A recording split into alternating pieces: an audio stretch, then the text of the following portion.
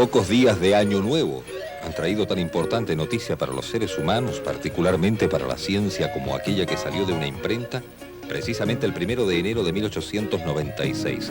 Era la comunicación científica titulada Sobre una nueva clase de rayos. Era el escrito en 17 secciones en que el profesor Wilhelm Conrad Röntgen explicaba su experiencia del día 8 de noviembre de 1895, cuando descubrió los rayos X. Desde esa tarde, el conocimiento, especialmente la exploración de los seres vivos, haciéndolos transparentes, dio un paso gigantesco y quizás incomparable.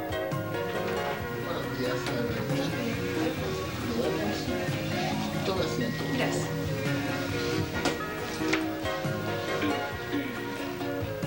Esta maniobra, hoy cotidiana en las tareas de salud, para captar una imagen de los tejidos en una radiografía, tiene su valioso antecedente en el experimento del profesor Röntgen en el Instituto de Física de la Universidad de Würzburgo.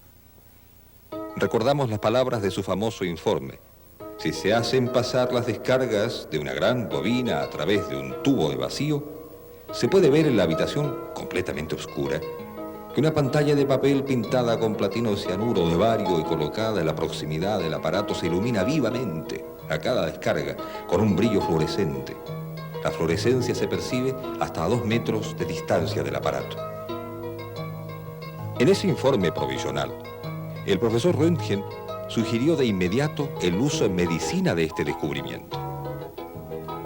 Y lo subrayó acompañando al informe una radiografía de la mano de su esposa. La primera imagen radiográfica de la historia.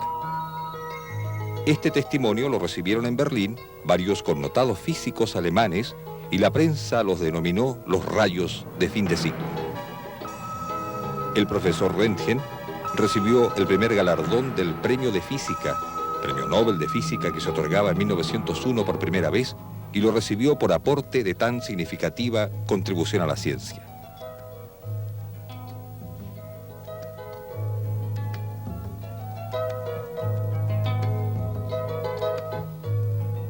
El progreso del ser humano, implementado por la tecnología, puso énfasis en la comunicación.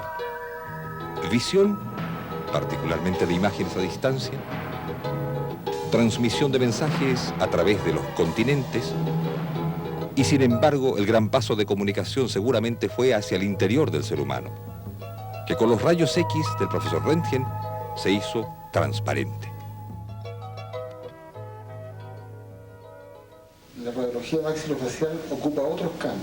Por ejemplo, en el campo de radiografía extraoral, mediante un grupo de imágenes, se puede examinar toda la cabeza y el cuello, en radiografías panorámicas que ofrecen un examen de toda la región dentoalveolar de ambos maxilares en una sola película. Las indicaciones y aplicaciones para su uso incluyen la observación de grandes poblaciones, diagnóstico de patologías, planificación de tratamiento y evaluación de anomalías. Proyección póstero-anterior para cavidades perinasales.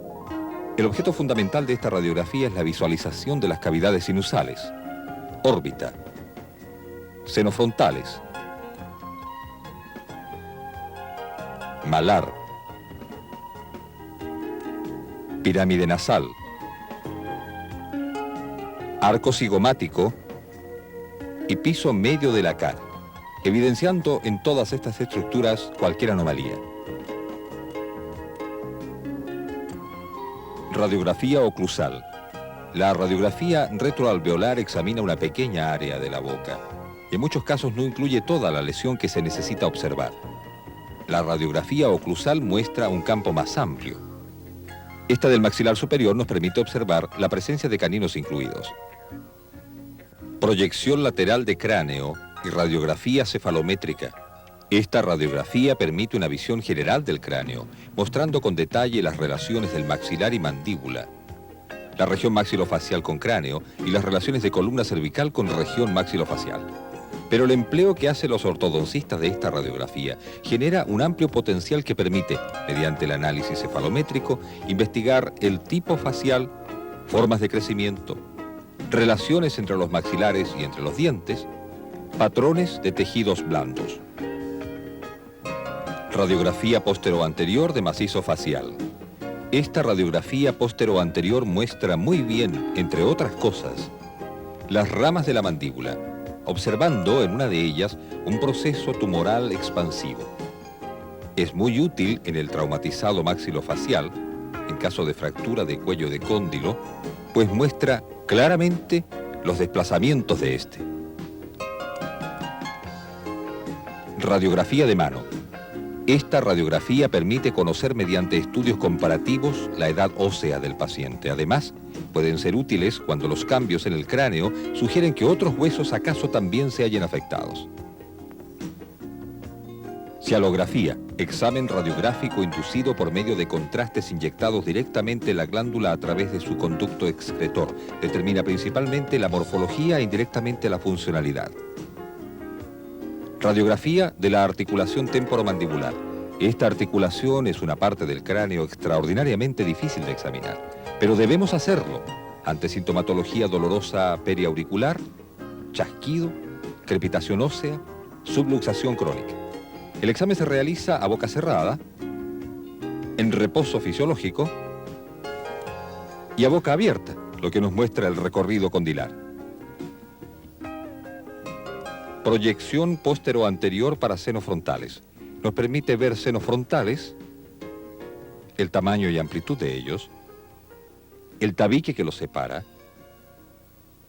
fosas nasales y los tipos de desviación que sufre el tabique, y a lo largo de la pared medial de órbita, los senos efenoidales, tanto anteriores como posteriores. Es oportuno sistematizar los pasos eficientes en la toma intraoral. Empecemos con las técnicas radiográficas para incisivos superiores. Una vez centrada la película entre los incisivos, debe ésta sobresalir medio centímetro bajo el plano oclusal. Determinado esto y asegurada la inmovilidad del paquetillo con el dedo pulgar del paciente, se procede a dar la exposición a los rayos X. El equipo debe tener una angulación de más o menos 40 grados de arriba a abajo, y el rayo central perpendicular a la bisectriz del ángulo formado por el eje mayor del diente y la película radiográfica, pasando por entre los ápices de los incisivos. El canino, por su posición en la arcada, debe obtenerse aislado. Se centrará el paquetillo en el plano mesiodistal, borde libre e incisal, y se adosará en la parte alta del paladar, obteniéndose una menor distancia ápice-película, lo que permitirá obtener una radiografía con bajo grado de distorsión. La angulación vertical será de 45 grados, más o menos, conservando la misma relación con el plano bisectal de la toma radiográfica anterior.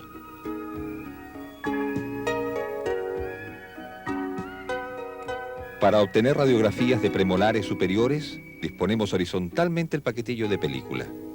Se centra ahora el haz de rayos con un ángulo de 20 a 25 grados según anatomía. Se efectúa la observación en dos planos en espacio y se espera la inmovilización del aparato para efectuar la exposición de los rayos X, cuidando que el haz de rayos sea perpendicular al plano mesiodistal y que el rayo central incida en el espacio entre ambos premolares a nivel del ápice de ellos.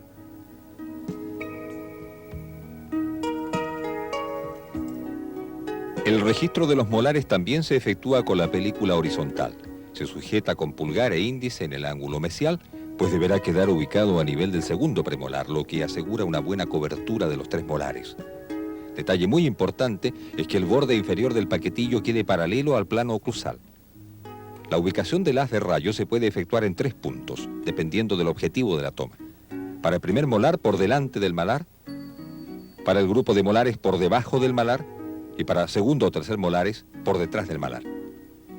La angulación será más o menos de 20 a 25 grados, de acuerdo a la anatomía, cuidando que el haz de rayos sea perpendicular al plano mesiodistal. Para la toma de radiografías en el maxilar inferior, el plano oclusal debe ser paralelo al piso. La zona incisiva se puede obtener con una sola película, cuando la curva es amplia. Si es estrecha, se tomarán 2 películas. Se introduce en forma horizontal y al momento de rozar con el índice de la otra mano, se solicita al paciente que retire su lengua girando hacia abajo el paquetillo. El paciente la bajará con el dedo índice, cuidando que lo efectúe lo más cerca del piso. A continuación se procede a centrar el haz de rayos. Se da angulación de aproximadamente 15 grados según la inclinación de los incisivos. cuidando que el rayo central coincida con el plano sagital cuando se obtienen los 4 incisivos en una placa, o bien sea perpendicular al plano mesiodistal si se efectúan 2 tomas. El canino inferior debe obtenerse aislado por su ubicación en la arcada. La película se ubica vertical, con una angulación de más o menos 20 grados. El adosamiento por parte del paciente debe ser siempre lo más apical posible, lo que se consigue por relajación de los músculos de la lengua. Una vez centrada, se realiza el mismo procedimiento que para los incisivos.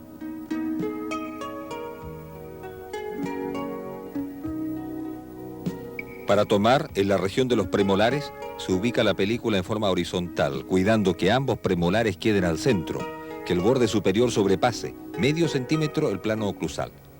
El paciente sujeta la película con el índice y el resto de la mano empuñada, dirigiendo la presión a la zona del canino, con lo que se obtiene buena adaptación a la zona de estudio. Al ubicar el cono localizador se utilizará una angulación no mayor a menos 10 grados en el plano vertical. En el plano horizontal será perpendicular al eje medio distal de ambos premolares. La radiografía de los molares inferiores se hace con el paquetillo orientado también en forma horizontal semejante a los premolares. El borde anterior de la película debe partir de mesial del segundo premolar, dejando libre medio centímetro sobre el plano oclusal. La fijación la hace el paciente con su dedo índice de la mano del lado opuesto y el resto de los dedos empuñados como en toda la toma radiográfica anterior. La angulación con respecto al plano oclusal será 0 o 5 grados de arriba a abajo cuando los molares presenten fuerte inclinación lingual. Cualquier examen radiográfico debe corresponder en forma, tamaño y relaciones a la zona radiografiada. En caso de lesión de gran tamaño, esta debe ser observada en su totalidad. 2 requisitos básicos de la exploración radiográfica que permitirán un mejor diagnóstico y tratamiento de nuestros pacientes, dada la gran información que aportarán y que no puede obtenerse por otros medios. La posibilidad de confrontar los resultados del trabajo especulativo con la realidad da al experimentador científico la seguridad que necesita.